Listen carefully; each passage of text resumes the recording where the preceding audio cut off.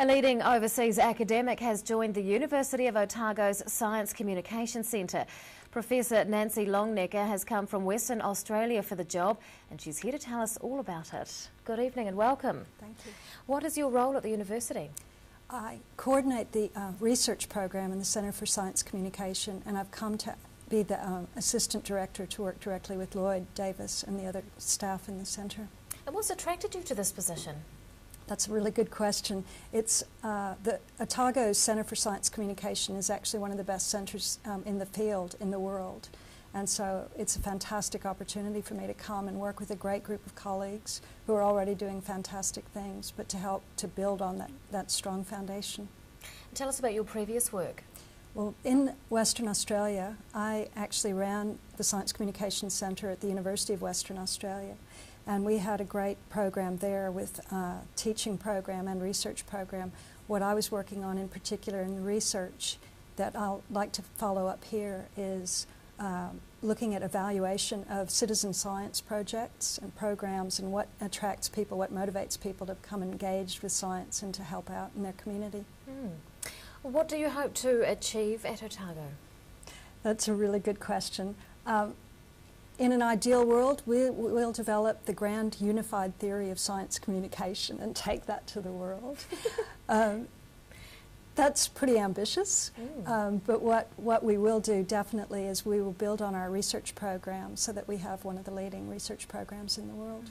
What aspects of science communication are you most passionate about? What I love about the centre and the opportunities there are the creative outputs of the centre. So the things that a lot of people here would be familiar with are the film, the documentaries that students make, and of course we have the documentary showing at the Regent on the 1st of November. But the other things that students do there are they produce books and exhibitions and all kind of things. And what appeals to me is the opportunity then to evaluate, to look at, to do research about what's the impact of what we do and how can we do it better. How do you help guide the students at the centre? That's another really good question. What my role is to share the research methodology, because it's really intimidating for people who haven't done research before to learn what kind of methodologies can you use to try to find out what works well and what to do better. What kind of projects are they undertaking at the moment? Really diverse, very wide-ranging. So a lot of students come in, not surprisingly, with the natural environment here, wanting to look at conservation issues, environmental issues. There's community aspects of how to engage with the community.